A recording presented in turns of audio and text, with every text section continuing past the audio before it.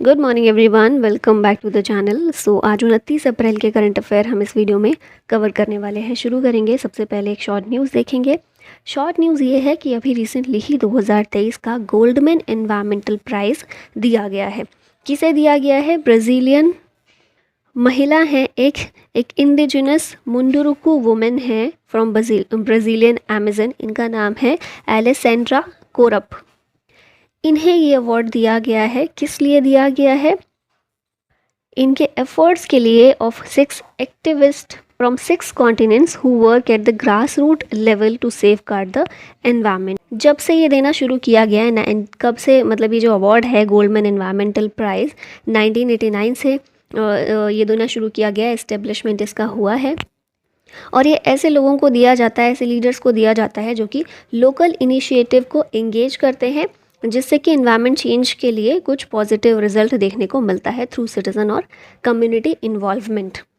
Question पर आते हैं, इंटरनेशनल इंटेलेक्चुअल प्रॉपर्टी डे ये किस दिन सेलिब्रेट किया जाता है? आंसर होगा 25 अप्रैल को। किस लिए किया जाता है? For promoting awareness of intellectual property and its safeguarding. Theme 2023 की इंपॉर्टेंट है, याद रखिएगा, women and IP accelerating innovation and creativity. Initially ये दिन जो है प्रपोज किया गया था 1988 को, वीपो के द्वारा ये प्रपोज किया गया था। ऑफिशियली इस दिन को मनाने के लिए कब स्टेब्लिश किया गया था? तो अगस्त 9 1999 को। और फिर हम 25 अप्रैल के दिन तब से हर साल इसको सेलिब्रेट करते हैं। Girls in IT day 2023 was celebrated on which date? तो 2023 में ये दिन जो है सेलिब्रेट किया गया 27 अप्रैल को। 27 अप्रैल हर साल नहीं होता, 4th थर्सडे ऑफ अप्रैल को ये सेलिब्रेट किया जाता है एनुअली। इस बार 27 अप्रैल को था। किस लिए करते हैं? To encourage and empower girls and young women to explore and pursue careers in the field of information and communication technology. तो जो जेंडर गैप देखने को मिलता है ना हमें इंफॉर्मेशन और कम्युनिकेशन टेक्नोलॉजी में, इसको भरने के लिए, इसको फिल करने के लिए एनकरेज किया जाए लोगों को, इसलिए ये दिन सेलिब्रेट किया जाता है। इन 2023 तो हमने देख ही लिया, 27 अप्रैल को ऑब्जर्व किया गया। थीम इसकी है digital skills for life. Who got the best actor award at the 68th Filmfare awards? And the answer is Rajkummar Rao. ये जो 68th एडिशन हुआ है फिल्म फेयर अवार्ड्स का, कहाँ पर हुआ? At the Jio world conventional centre in Mumbai. इस साल की जो सेरेमनी थी को होस्ट की गई बाय सलमान खान, आयुष्मान खुराना एंड मनीष पॉल। और पहली बार ही देखा गया सलमान खान ने किसी इवेंट को, इस तरह के किसी इवेंट को होस्ट किया है। और फिल्म अवार्ड्स की शुरुआत कब से हुई है इनकी? 1954 से। अभी यहाँ पर लिस्ट देख लेते हैं। बेस्ट फिल्म अवार्ड मिला गंगूबाई काठियावाड़ी को। बेस्ट एक्टर रहे राजकुमार राव, बधाई हो के लिए। Best actress award Alia Bhatt रहीं गंगूबाई काठियावाड़ी के लिए। बेस्ट डायरेक्टर का अवार्ड मिला संजय लीला भंसाली को, सेम मूवी के लिए, गंगूबाई काठियावाड़ी के लिए। बेस्ट म्यूजिक एल्बम रहा प्रीतम फॉर शिवा सॉन्ग, जो कि है ब्रह्मास्त्र मूवी का। Best playback singer male category में अरिजीत सिंह को मिला फॉर केसरिया सॉन्ग के लिए। और बेस्ट प्लेबैक सिंगर फीमेल जो सिंगर हैं इसके लिए कविता सेठ को मिला रंगी साड़ी के लिए from Jug Jug Jiyo. Lifetime achievement award मिला है प्रेम चोपड़ा को। अगला क्वेश्चन है, who has awarded Australia's highest civilian award recently? इसका आंसर होगा Ratan Tata. Option number B correct है। Ratan Tata, chairman of emeritus of Tata sons, इन्हें अवार्ड मिला है ऑर्डर ऑफ ऑस्ट्रेलिया, जो कि ऑस्ट्रेलिया का हाईएस्ट सिविलियन ऑनर है। और ये अनाउंसमेंट किसने किया? ऑस्ट्रेलिया के हाई कमिश्नर जो इंडिया में हैं, बेरी ओ फैरल। तो आपको इनका नाम याद रखना है। और रतन टाटा को क्यों मिला है? उनके जो भी कंट्रीब्यूशन रहे हैं towards strengthening the bilateral relation between India and Australia, उन कंट्रीब्यूशंस के लिए उनको ये अवार्ड दिया गया है। यहाँ रिवाइज कर लेते हैं इंपॉर्टेंट अवार्ड्स। तो रमन मैग्सेसे अवार्ड 2023 दलाई लामा को मिला। फिर Assam Vaibhav 2023 Tapan Saikia. Abel prize Luis Caffarelli को मिला। शक्तिकांत दास रहे governor of the year. Saraswati Samman Shiva Shankari. Vyas Samman Gyan Chaturvedi. Pritzker prize David Chipperfield. Marconi prize Hari Balakrishna. UNESCO peace prize Angela Merkel. Lifetime achievement honour in UK Manmohan Singh. Most distinguished scientist of the year R Vishnu Prasad.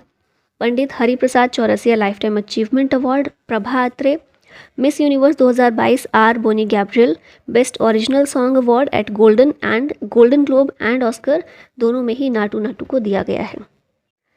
Exercise Ajeya Warrior is conducted between which two countries, तो India और UK के बीच conduct की जाती है Ajay warrior. 7th addition इसका 2023 में हमें देखने को मिला और 2023 में हुई कहाँ पर, यूके में ही ये हुई थी। बाइनियल ट्रेनिंग इवेंट है विद यूके और ये अल्टरनेटिवली इंडिया में और यूके में हमें देखने को मिलती है।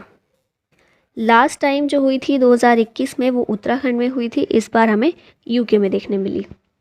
यहाँ मिलिट्री एक्सरसाइज देख लेते हैं। तो एक्सरसाइज साइक्लोन इंडिया इजिप्ट के बीच है, एक्सरसाइज अग्नि वॉरियर इंडिया और Singapore, Garuda Shakti India Indonesia, Kazind India Kazakhstan, Harimau Shakti India Malaysia, Yudh Abhyas India USA, Surya Kiran India Nepal, Austra Hind India Australia, Dharma guardian India Japan, Sampriti exercise है इंडिया और बांग्लादेश के बीच।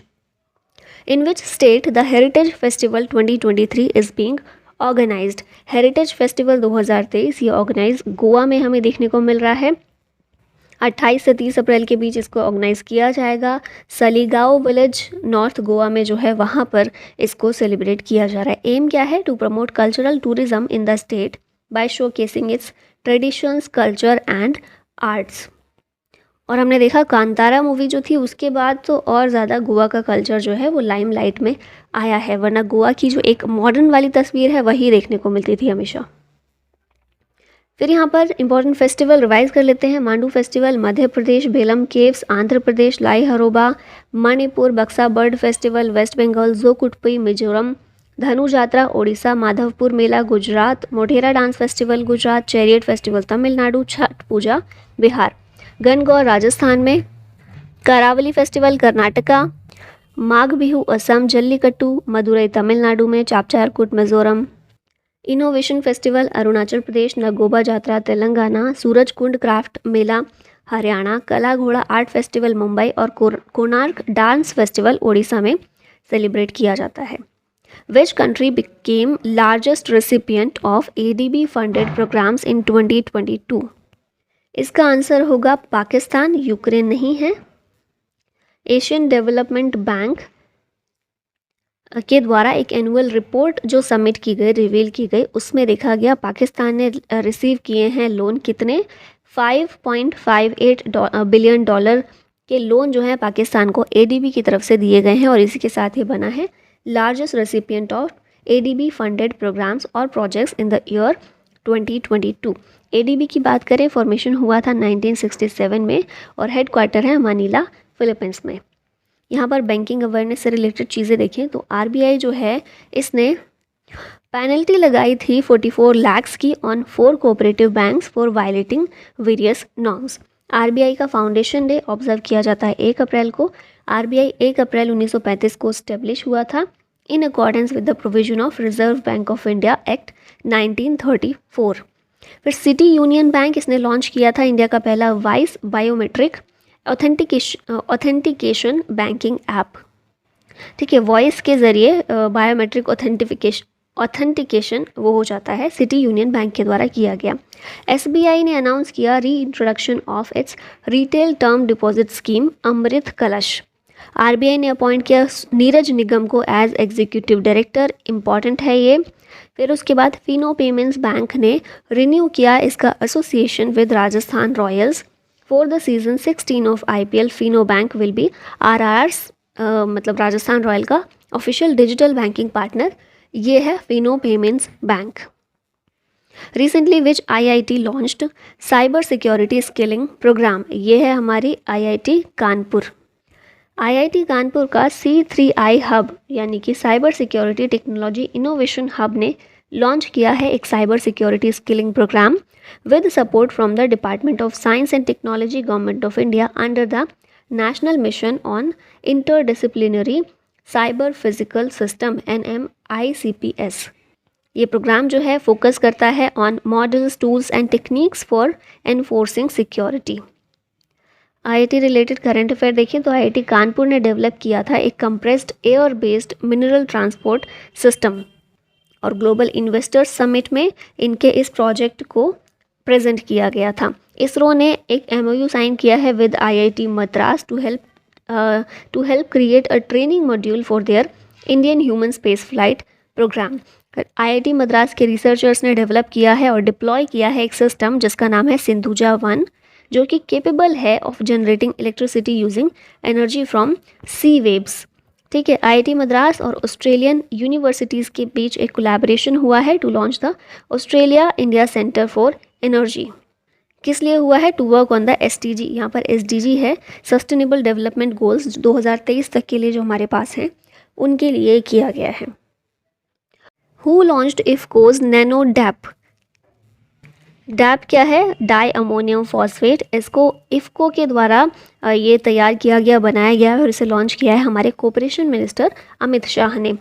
अभी ये क्या है? तो लिक्विड फॉर्म में हमें ये डाई अमोनियम फॉस्फेट देखने को मिला जो इफ्को ने बनाया है। ठीक है, फर्टिलाइज़र है। पहले जो था ना, हम कन्वेंशनल डैप जो यूज़ करते थे, पहली बात वो लिक्विड के रूप में नहीं था। ठीक है, और वो 1350 रुपये लगभग उसकी कीमत थी। अब जो हमें नैनो लिक्विड देखने को मिलेगा उसमें क्या फ़ायदा है?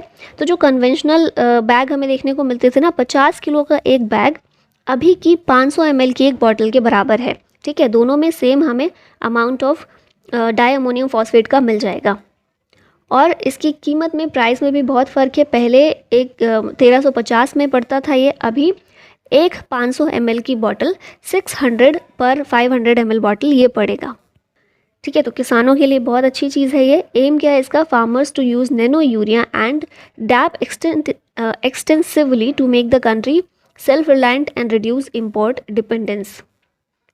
और फिर हम देखें कि 2021 में इफ्को ने लॉन्च किया था वर्ल्ड का फर्स्ट नैनो यूरिया फर्टिलाइज़र। ये भी हमने करंट में उस टाइम पढ़ा था। नेक्स्ट क्वेश्चन है, IIT Bombay secured which place in solar decathlon build challenge? IIT Bombay ने इसमें सेकंड प्लेस प्राप्त किया है।